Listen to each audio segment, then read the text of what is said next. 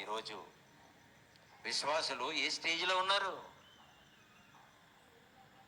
అందుకనే యేసుప్రభు గారు ఇందాక చెప్పారు కదా, మత్తయి సువార్త 13:52లో. ఇప్పుడు చూడండి, పరలోక రాజ్యములో శిష్యుడిగా చేరిన ప్రతి శాస్త్రియు, ఎంత బాగా చెప్పాడో చూడండి. పరలోక రాజ్యములో శిష్యుడిగా చేరినటువంటి ప్రతి వాడు, ప్రతి శాస్త్రియు తన ధననిధిలో నుండి కొత్త పదార్థములను, పాత పదార్థములను వెలుపలికి తెచ్చేస్తూ ఉంటాడంట.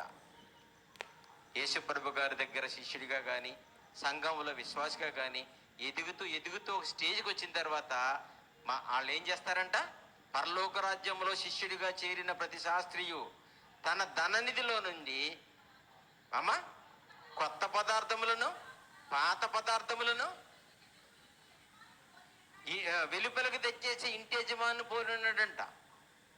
యేసుప్రభులోకి వచ్చిన తర్వాత ఏం చేయాలంట? కొత్త పదార్థాలు, పాత పదార్థాలు ఏం చేయాలి?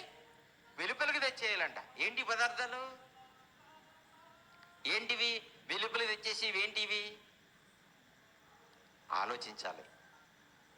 ఏమా, దేవుని దగ్గర శిష్యులుగా జాయిన్ అయిన వాళ్ళు, విశ్వాసులుగా వచ్చిన వాళ్ళు, ప్రభువు నమ్ముకున్న వాళ్ళు ఏం చేయాలి? పరలోక రాజ్యంలో మనం శిష్యులుగా జాయిన్ అయిపోయినట్టే.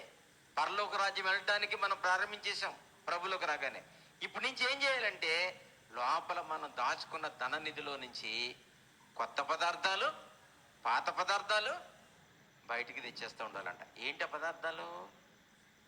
కొత్తవేంటి, పాతవేంటి? వీళ్ళు చూశారు కదా, వాళ్ళకున్న ఆస్తులు పాస్తులు అన్నీ మొత్తం తెచ్చేశారు. అంతేకాదు, ఇందులో ఇంకొక ఆత్మీయ అర్థం కూడా తీసుకోవచ్చు. కొత్త పదార్థములు, పాత పదార్థములు అంటే పాత గత జీవితం అంతా తీసుకొచ్చి బయట పారేయాలి. పాతవి తెచ్చి ఏం చేయాలంటే బయట పారేయాలి. పాతవి తెచ్చి ఏం చేయాలమ్మా? పాతవంటే ఏముంటాయి? అసూయ, ద్వేషం, కల్మషం, ఈర్ష,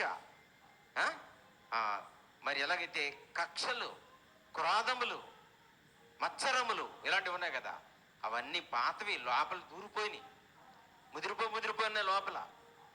అవన్నీ ఏం చేయాలి? బయట పారేయాలి. కొత్తవి కూడా తీసుకొచ్చేయాలి. కొత్తవి ఎందుకు తీసుకురావాలి? మీరు నేర్చుకున్న కొత్త విషయాలు బయట వాళ్ళకి తెలియాలి, ఇతరులకు నేర్పించాలి. మీరు కొత్తగా జీవితం ప్రారంభించినప్పుడు ఈ కొత్తదనానికి కారణం ఎవరు? ఆ కొత్తదనం ఏంటో బయటికి చూపించాలి. తెలుసండి, ఆ గృహ నిర్వాహకుడు కొత్తవి పాతవి అంటే అర్థం ఏంటంటే, వాళ్ళు ఏదో ద్రాక్షరసం అమ్ముకుంటున్నారో లేదా ఇంకేదో అమ్ముకుంటున్నారో. చాలాసార్లు ఏం చేస్తారు?